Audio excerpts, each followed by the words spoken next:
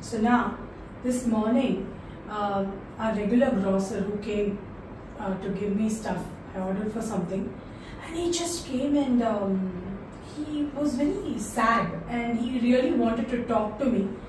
And I asked him, is all okay? Sab theek hai na?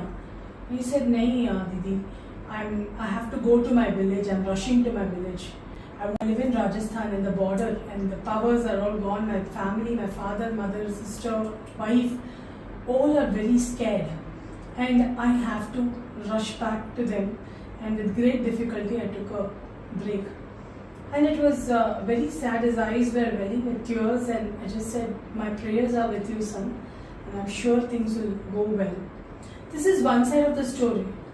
The other side, I see in the WhatsApp, everybody like, yes, the war is so important, we have to give it back. There is that kind of an energy that comes where people are sitting in their comfortable place and fighting a war of words and calling everybody, names if people who do not support war. That is one side of the story. The other side is there are people who do not sleep, even though they are not even close to the border, and they are going through panic attack because of this particular news that has come up.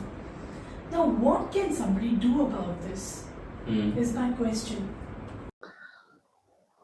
As they say in some languages, when two elephants fight, it is the ants that surely suffer underneath their feet. The elephants may both get injured, and if there is an overwhelming difference of strength or power, maybe only one will get injured. But the ants under their feet are all going to not just get injured, are almost certainly going to die. This is the reality of nature. And there are people who look at these elephants and egg them on, saying, yes, go ahead, fight. Now, these people are only relating to a particular elephant as their elephant. Yeah. They're no different from the spectators in a sport. I love Chennai, I love Mumbai, and it makes no difference. Mumbai may end up having 50 people from the north in their team. Chennai may end up having 50% people from the west in their team. It doesn't matter. I identify with one of the elephants and I egg that elephant on. This is a vicarious way of, again, allowing hormonal impulses to play out, which is in reality what is playing out with those two elephants as well. And the only thing they are interested in doing is establishing primacy. There's nothing more. There could be specific reasons for the fight, but the reality is that it's ultimately about establishing primacy. Just like there are spectators who relate to these elephants, one or the other, there are spectators who relate to the ant. They see themselves as empaths who empathize with the ant. To be clear, it's not that the others are doing anything different. They are also empathizing only with something else. But these people look at the plight of the ants and they say, this cannot be true, this cannot be meaningful. Whether the ant is a soldier, a foot soldier who is fighting at the border, or whether the ant is somebody who's living in that border village as a family, it doesn't matter. These are still ants who do not have any choice in the matter. These people, they empathize with them, they completely resonate with them and suffer along with these ants, although only vicariously.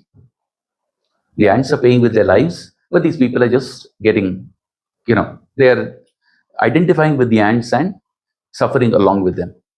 Remember, the ant might not get physically injured, might even, undergo psychological or mental trauma, and yet they suffer in a different way from the ones who are merely vicariously suffering along with them.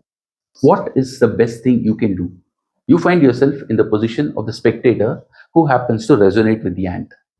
The fact is, your suffering with the ant is not going to help the ant, because they are physically suffering, you're merely vicariously suffering. So, what is it that actually helps them? The feeling that there is somebody who actually relates to them. So, give them that compassion.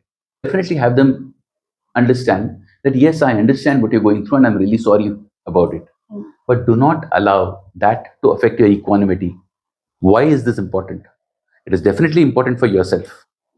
You are going to function far, far better if you're equanimous than if you allow yourself to completely get psychologically down on account of what you see. But it's not just you.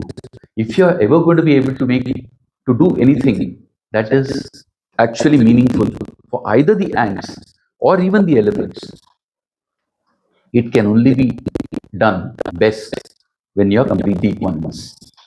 If you're not completely equanimous, you are going to be subpar in whatever it is that you do, and it's not going to get you to do the best that you can in this situation.